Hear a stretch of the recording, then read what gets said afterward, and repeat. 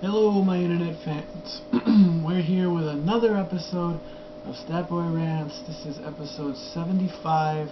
I am the Statboy. Good evening, good morning, good afternoon, and later on, good night. Let's jump right into it. Monday Night Raw from December 10th, 2012. Cody Rhodes is back from injury. And I got a tweet from that saying, this is from Scotty the Kid, at Scotty the Kid. I think Cody Rhodes is trying to copy a certain stat boy in the facial hair department. It's thinner, but it's there. Very true. Cody Rhodes has decided to grow a mustache. What do I think of it? I think he should get rid of it. It doesn't look well on him. He needs to go back to the whole... Now, if he's trying to copy his tag team partner, Damien Sandow, well then, who knows. But, I don't know. I don't like it. I think it's a horrible thing, actually. That's just me, you know? We had a fatal four-way on Raw, the Usos against Darren Young and Titus O'Neil, the primetime players. Epico and Primo, and of course Sandow and Rhodes. Winners get a #1 contenders match at TLC. And of course, Cody and Damien win. Good job for them. Also on Monday Night Raw, CM Punk made his return after having successful arthroscopic, or having his knee scoped. Basically, this injury happened last week on Raw when Ryback put Punk through a table, causing the main event title match to be thrown out. And now we have a 6-man TLC match where you have to win by pinfall or submission. Yeah, that's good booking there, folks. Basically, it's just a match where you have to beat your opponent down until you score a pin. I mean, yeah, you can beat him with a chair, you can throw him off a ladder, you can put him through a table. But, you know, I guess Punk's health comes first. And of course Punk gets to keep the belt, and he pretty much doesn't have to defend it until Rumble. Basically, he says that he is going to give The Rock one shot. And Punk says if anyone wants to come and strip him of the title, then come do it.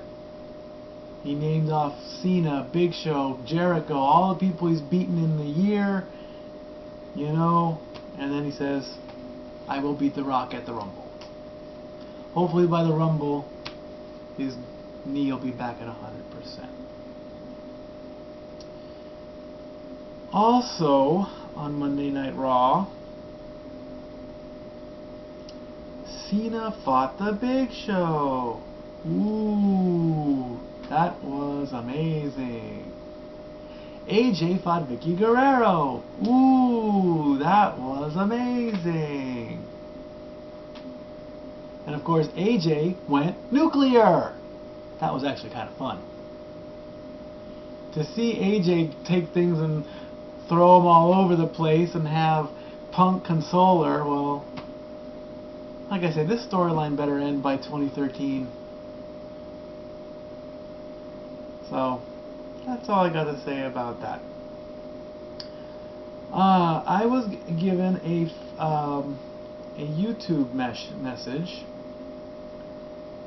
about what is happening in jolly old England with Kate Middleton and her pregnancy. Basically,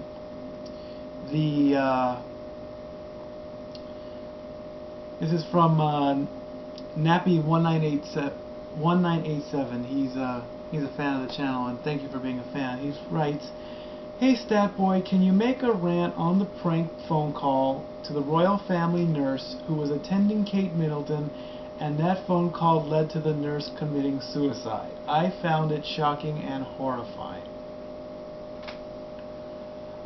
I totally agree with you. Basically, here's the story. Kate Middleton is expecting a baby. She has a very severe case of morning sickness. She went to a hospital in England, and of course she is put under, strict watch and whatnot. A couple of Australian DJs called the hospital and pretended to be the Queen and Prince Charles to try to get an interview with the Duchess of Cambridge. They got through to the nurse, who ended up saying that Kate Middleton, spent the night retching, which is a medical term of saying she was throwing up. And that's what happens when women have morning sickness. They throw up. But the big issue is it was all a prank. It was all a joke. If they would have gotten through to Kate Middleton's room, then that would have been the icing on the cake. Apparently, of course, the royal family is outraged. And the nurse that they talked to was apparently so distraught that she was found dead.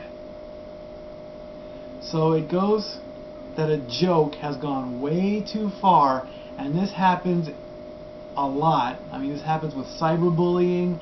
This happens with regular bullying. People go too far, and innocent people end up dead. This is why I don't like jokes. This is probably one of my reasons why, I take everything so much to heart. If someone shoots a crack at me that when I had my mustache I looked like a 70s gay porn star, it hurts.